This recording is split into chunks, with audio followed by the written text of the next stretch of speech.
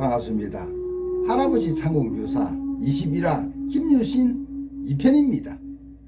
삼국유사에는 나당연매를 맺은 소중방이 13만 대군을 이끌고 백강구, 지금의 건강을 말합니다, 기구포에서 도착했을 때 소중방은 자신의 머리 위로 맴도는 새 한 마리를 보고 불길한 일이라며 자신이 해버릴 입을 징조라고 생각하여 상록하지 않으려 하였습니다. 이에 김유신은 겨우 저런 것 때문에 이를 그르쳤어야 되겠느냐 하며 칼을 빼 새를 겨누자 단번에 새는 땅에 떨어졌다고 합니다. 소중방은 그때서야 의심을 풀고 군사를 백강에 상륙시켰다는 이야기는 구준으로 전해오는 유명한 이야기입니다. 좀 쑥스러워진 소중방이 신라군의 황산발 전투의 고전으로 약속기일에서 하루 늦은 것을 트집잡아 신라 장수 김문영을 처형하라고 하자 김유신은 황산벌에서 우리가 어떻게 싸웠는지 보지도 못하고 그저 기일이 늦었다는 것을 트집잡아 우리에게 죄를 주려 한다면 나는 이따위 모욕을 받을 수 없으니 먼저 당군과 싸우고 난 뒤에 백제를 공격하겠다 하며 칼집에 힘을 주고 강력하게 나서자 소중방이 한 발 물러섰다는 이야기도 빼놓을 수 없습니다. 당나라는 지금은 동맹이지만 백제와 고구려를 멸하고 나면 다음엔 신라가 당의 목표가 될 것을 예측하고 땅과 싸울 계책을 무열왕 김춘추에게 진언하기도 하였습니다. 무열왕이 말하길 우리를 위해 적을 멸해준 그들을 친다면 하늘이 우리를 도와주겠느냐며 좀 소극적인 태도를 보이자 김유신은 지금은 동맹이나 혈맹에 있다고 해서 무조건 의지하고 따라가기만 해서는 안 된다는 철저한 현실적인 중도의 태도를 견지했던 것입니다. 국가 간에는 영원한 적도 영원한 동지도 없다는 정말 지금도 새겨들어야 할 대목이 아닐 수 없습니다. 들리는 소문에는 고구려가 멸망한 후 소중방의 폭정을 보다 못한 김유신이 소중방을 유인해서 경상도 문경 당교 밑에다가 사살하여 묻었다는 후문이 있습니다. 당교란 소중방이 묻힌 다리란 말입니다. 신당서에는 소중방의 죽음에 관한 정확한 기록이 없다는 사실을 우리는 주목해야 합니다. 삼국유사 기록은 김유신에게 사살되었다고 볼 수 있는 대목이기도 합니다. 이후 20만 당군은 매소성 연천지방에 있는 성이라고 제가 앞에서 누차 설명드렸습니다. 매소성에서 김유신이 잘 훈련된 3만의 대군에게 연패하여 요동으로 물러갔고 급히 5만의 군사를 이끌고 백강구로 상륙한 서린길은 전멸하고 맙니다. 이후 중국의 역대 최대 부국 강병이며 문화성장국이었던 당나라는 멸망의 길로 들어서고 다시는 통일신라를 만만히 보죠. 김유신이 선지식 원회의 조언으로 고구려 전투에서 승리했다는 기록은 삼국유사에 많이 남아있습니다. 소중방이 김유신에게 보낸 편지 화란화독을 원호가 해독하여 김유신과 신라군은 고구려군의 급습을 피했다는 유명한 이야기이기도 합니다. 김유신과 원호의 관계는 아주 돈독했습니다. 두 집안은 아버지 서현장군 때부터 각별한 사이였던 원호의 아버지 서린검은 김유신의 아버지 서현장군을 대신해 고구려 낭비성 전투에서 대신 전사할 만큼 각별한 사이였습니다. 원호의 할아버지 임피공은 화랑풍을주 시절 김유신의 아버지 서현장군을 각별히 챙겼으니 두 집안은 대를 이어 돈독한 사이였다고 볼 수 있습니다. 이전에 647년 진덕유왕 1년 백제군이 무장, 간물, 동잠의 삼성, 지금의 김천지방을 말합니다. 공격해 올 때 김유신은 원호에게 작전을 상의하자 원호는 비명자를 선봉에 세우게 했고 비명자는 용감히 싸우다 전사했으나 비명자의 임든무태 정신을 기감이 되어 신라군은 일당백으로 이겼다는 기록이 남아있습니다. 이후 위기 때마다 김유신은 대중에게 10만 박는 원호에게 많은 도움을 받았다는 이야기는 나중에 원어편에서 제가 더욱 자세히 재미있게 말씀드리겠습니다. 당시 신라와 백제의 관계는 필요에 따라서 낮에 동맹 등 동맹을 맺고 고구려의 침략을 막아냈으나 한때는 서로 원수지간이었습니다.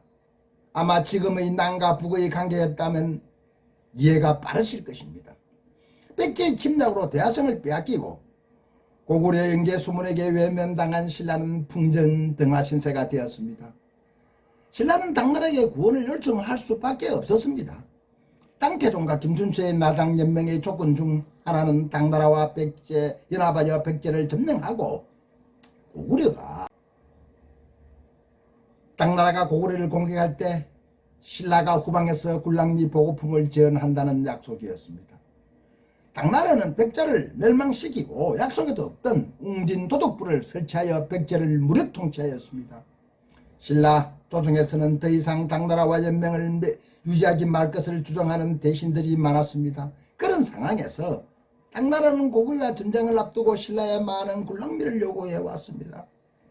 신라는 이 땅에 들어온 당군의 식량 지역 문제로 백성은 풀뿌리를 먹으며 당군의 군수품을 지원했다고 합니다. 이에 신라 대신들은 반대했으나 김유신은 노구의 몸을 직접 이끌고 당군의 굴랑미 수송 작전에 앞장서기도 합니다. 이유는 이러했습니다. 신라가 땅을 도우지 않는 상태에서 고구려가 멸망을 하면은 고구려 땅 모두는 당나라 것이 된다는 이유였습니다. 평양 이남을 신라가 찾아오기 위해서라도 신라가 참전을 해야 한다는 논리였던 것입니다. 당시 고구려는 긴 독재자 연개소문의 지병으로 사망하고 연개소문의 자식들 연남생, 연남삼, 동생, 연전토들은 권력 다툼으로 나라가 아주 어려운 풍전등화 신세였습니다. 이를 감지한 김유신은 굴랑미를 당나라 이적에게 지원해주고 평양 이남 땅을 찾아오는데 전력을 다합니다. 678년 고구려가 멸망하자 당고종은 평양에 안동도부를 설치하고 매소성에 20만 대군을 지둔시켜 신라를 총공격하려 하였습니다. 하지만 미리 당의核심을 알고 있던 문무왕과 잘 훈련된 김유신 부대 3만원 신무기, 장창, 쇠뇌 등을 개발하여 매소성의 당 20만 대군을 이 땅에서 완전히 쫓아내고 내자 당 장군 서린기는 기불포로 5만의 군사를 지원해 왔으나 김유신에게 또 대피하고 완전히 한반도에서 손을 떼고 맙니다. 김유신은 경주 김씨 진골이 득세한 신라에서 무엇보다도 가야계 김씨 집안의 가풍을 중시해 땅과의 평양성 전투에서 패하고 살아 따라온 아들 원술에게 집안을 더럽힌 죄를 물어 목을 뺏어서라고 문무왕에 청하는 등 강경한 태도를 보여 끝내 아들 원술이 집안으로부터 버림받아 평생 숨어 살도록 하였습니다. 실제로 가문의 안위를 중요하게 여기는 김유신의 모습은 훗날 죽은 지 100년이 지나 자손들이 가야계 김의 김씨라는 이유로 신라 조정에서 소홀한 대접을 받게 되자 미추왕 편에서 언급했습니다만 그 무덤에서 해오리 바람이 일고 탄식하는 소리가 들렸다는 삼국유사 속의 이야기로 전해 내려오고 있습니다. 고려 현종은 신라의 김유신, 최치원, 설총을 3대 개국공으로 봉하였습니다.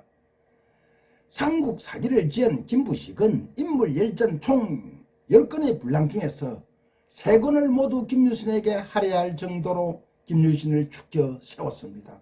조선조에서도 무묘를 세워 배양해야 할 인물 중 한 사람이라고 추대하기도 했습니다. 좀 부정적인 평가는 단재 신채호 선생은 김유신이 왕가의 외戚이 되기 위해 그의 누이를 이용했다는 것을 매우 부정적으로 평가했고 고구려 멸망은 연개소문 아들들이 내분 권력투쟁 때문이지 김유신이 공이 아니라고 했고 신라의 삼국 통일 자체를 부정하기도 했습니다. 신채호의 주장은 김유신과 신라가 삼국을 통일했다고 볼 수 없는 것이 고구려의 멸망은 연개소문의 아들들이 내란으로 잠몰했다는 것이며 고구려의 장수 대조영이 발해라는 나라를 건국하여 고구려의 유지를 받들었으며 신라가 고구려의 영토를 점령한 것이 아니라 고구려의 영토는 발해가 차지했다는 이유이기도 했습니다. 하지만 우리는 당시 있는 그대로 볼 필요가 있다고 저는 생각합니다. 분명 당고종은 668년 멸망 후 신라의 계름 도독부를 설치하여 신라까지 통치할 야심을 가졌습니다. 676년 신라는 이 땅에서 김유신의 훈련된 3만의 군사로 매소성 당군행과 백강구 구역으로 들어온 5만의 당나라 장수 서린기를 이 땅에서 완전히 쫓아내고 신라가 백제 고구려 삼국을 자립으로 통일한 것을 굳이 폐렴할 필요는 없는 것 아닙니까? 화랑시절 김유신이 청간이라는 기생에게 반해 자주 그녀의 집에 들었던 이야기는 우리 다 아는 이야기입니다. 어머니 만명 부인의 꾸중을 듣고 다시는 그녀의 집으로 출입하지 않기를 맹세했는데 어느 날 술에 취해 집에 돌아가는 길에 말 위에서 깜빡 잠이 들었는데 말은 주인이 늘 가는 대로 그녀의 옆에 가서 멈추었습니다. 청간이 나와 보고 반가워하고 또한 원망스러워 눈물을 흘리자 김유신은 말에서 내려 그 자리에서 말의 목을 단칼에 베고 안장까지 버린 채 돌아갔다고 합니다. 사후 그녀가 살던 집에는 청간사라는 절이 세워졌다는 이야기는 한국을 빛낸 위인 백분이 노래한 말목 자른 김유신으로는 단 7자로 유명합니다. 박창하의 화랑석이 필사본에 의하면 청간녀와 김유신 사이에 아들이 하나 있었는데 이름이 김군성이라고 합니다. 이루어지지 못한 사랑 청간녀와 김유신을 애달파하며 고려 문인 이공송이 지었다는 청간녀와 김유신의 시 한 수를 읊어보겠습니다.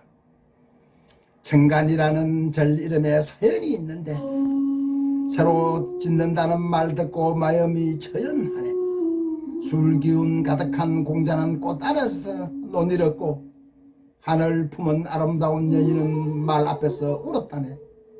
말조차 정겨워서 그 길을 떠올렸을 것 뿐인데 노복은 무슨 죄라고 채찍만 때려대는고 남은 것은 오직 한국조의 어여쁜 노래뿐. 딸 속에서 함께 자리라는 가사를 망고에 전하네. 고려 이공송 지음입니다. 다음 주 토요일은 제가 한 주 휴가를 갑니다. 다다음 주에 뵙겠습니다. 감사합니다.